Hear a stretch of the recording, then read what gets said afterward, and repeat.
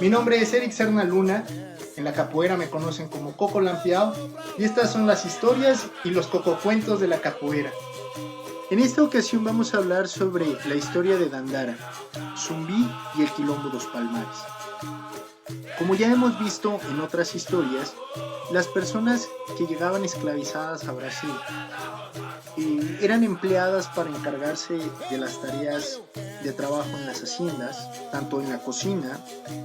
como en los campos, en los sembradíos y también en las labores reproductivas. Obviamente todo este tipo de trabajos eran trabajos en condiciones de esclavitud y no eran para nada agradables para las personas esclavizadas. Entonces había una práctica en la cual las personas esclavizadas huían de las haciendas en las cuales estaban cautivos y cruzaban los matorrales y se refugiaban en las zonas selváticas o boscosas de las sierras que existían cerca de las haciendas de Brasil. Se dice o cuentan las historias de capoeira que justamente en aquellos tiempos la capoeira era utilizada como una herramienta de resistencia y de combate mediante la cual las personas esclavizadas lograban huir hacia estas regiones boscosas, selváticas, en las cuales establecían comunidades propias de personas esclavizadas que lograban huir de las haciendas, del trabajo esclavizado y de todas estas condiciones infrahumanas en las cuales eran mantenidas. Y estas comunidades que establecían en las zonas boscosas, selváticas, se les conocía como quilombo. El quilombo es una palabra de origen banto, bundo, y hace referencia a una institución militar propia de las tribus que se encontraban en África Central, es decir, lo que hoy ya conocemos como el Congo y Angola, en la cual los pueblos de las tribus Yagas o Imbangala establecían estas comunidades militares. Y en Brasil fueron sociedades que, claro, con un principio también militar y económico y de organización, refugiaban, congregaban a las personas que lograban escaparse del trabajo esclavizado, trabajo esclavo en las haciendas de Brasil. Existieron muchos quilombos en la historia colonial de Brasil. De hecho, hasta el día de hoy existen quilombos, comunidades de personas afro, incluso indígenas, que resisten a los poderes instituidos en aquel entonces, los poderes coloniales. Y de todos ellos, el quilombo más importante e inclusive más grande en cuanto a extensión territorial e importancia histórica y política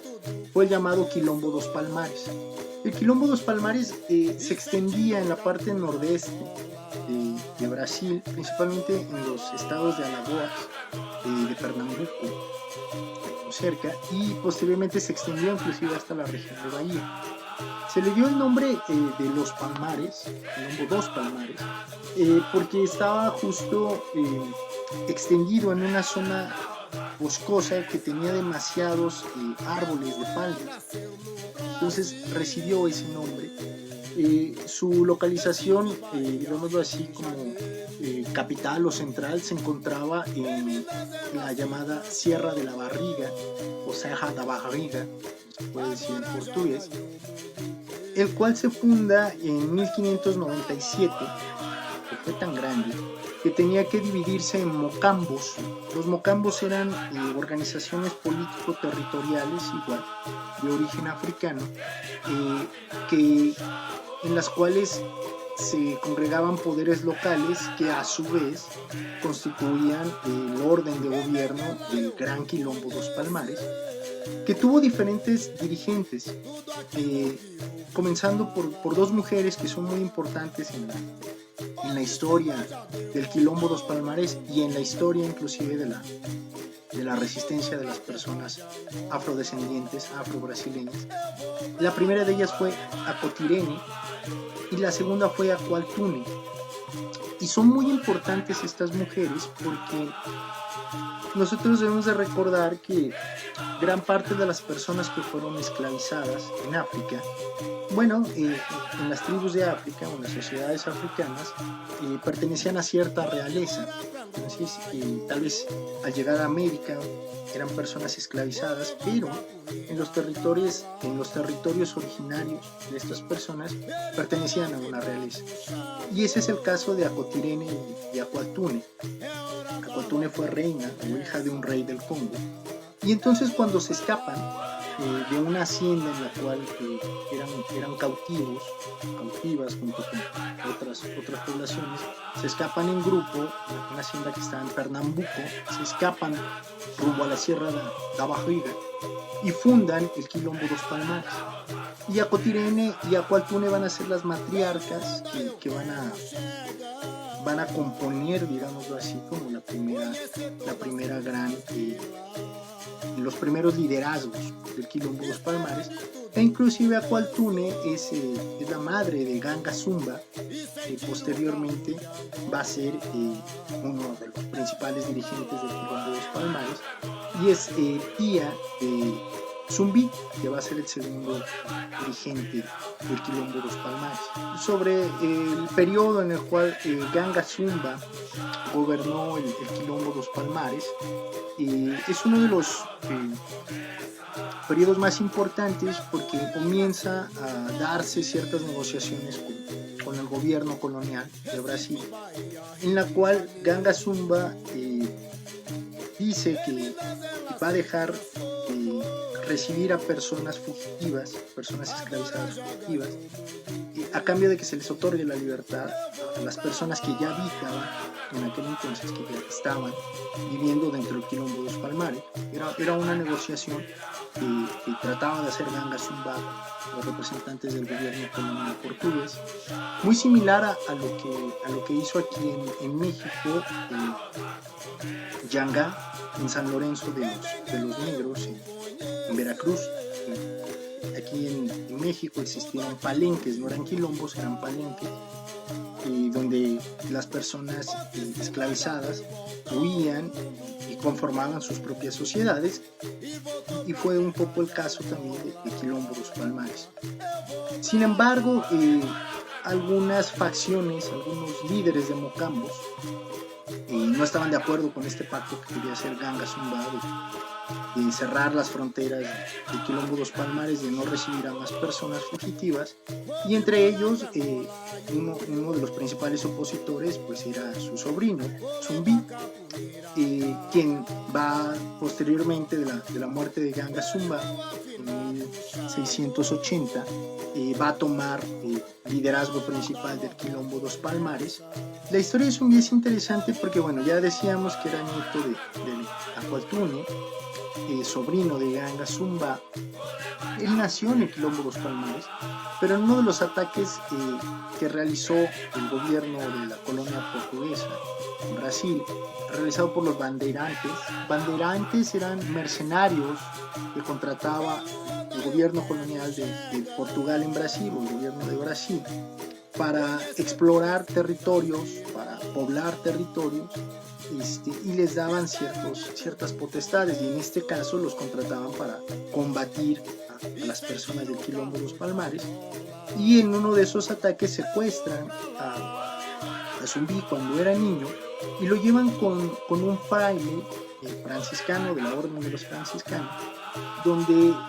él aprende latín y portugués, solo que a la edad de 16 años decide fugarse de esta tutela que tenía con el fraile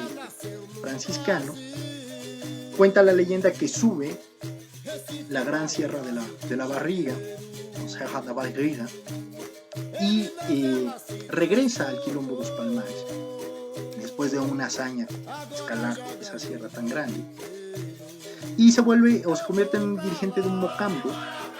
y va a ser el último gran dirigente del Quilombo dos Palmares, porque una vez muerto Ganga Zumba, Zumbi va a regresar a una política de confrontación con el gobierno colonial de Brasil y a dirigir varias resistencias,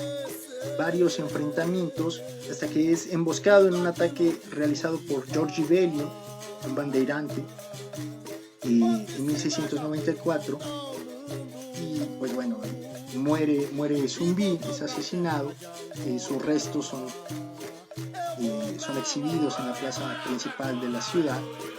para demostrarle al pueblo lo que le sucede a las personas que se rebelaban en contra del gobierno colonial.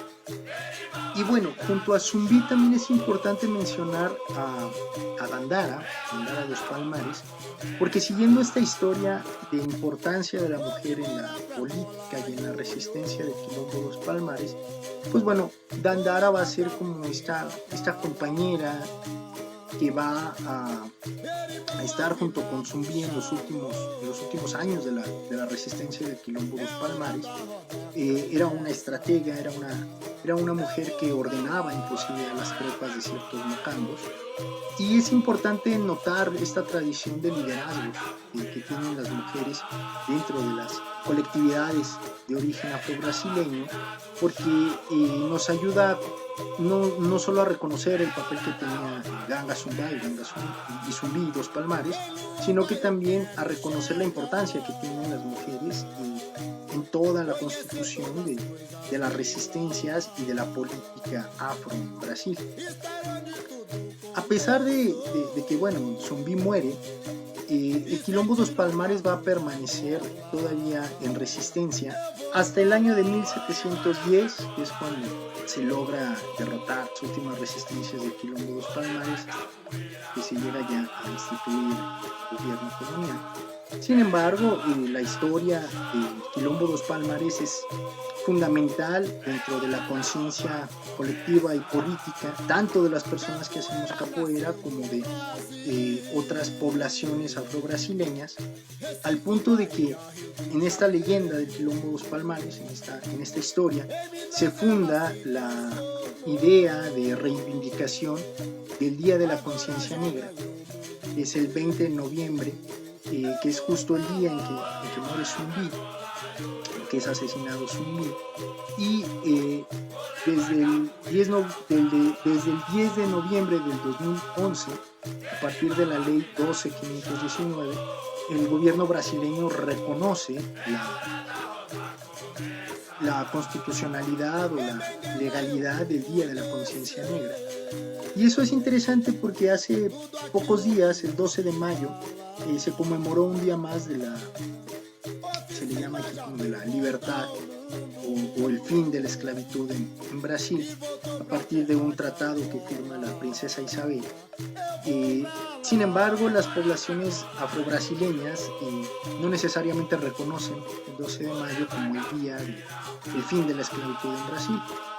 Por el contrario, estas poblaciones afro reivindican el 20 de noviembre, el Día de la Conciencia Negra,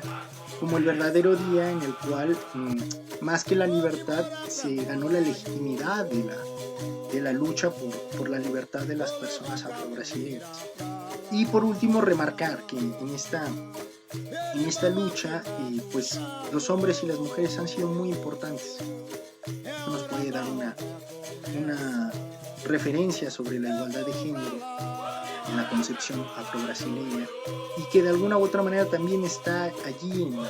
la igualdad de género, pues en todas las actividades de capoeira que nosotros realizamos como personas que estudiamos, que disfrutamos y que practicamos capoeira. Entonces, importante conocer esta historia política, esta historia social que está en el fundamento, en la raíz de lo que hoy realizamos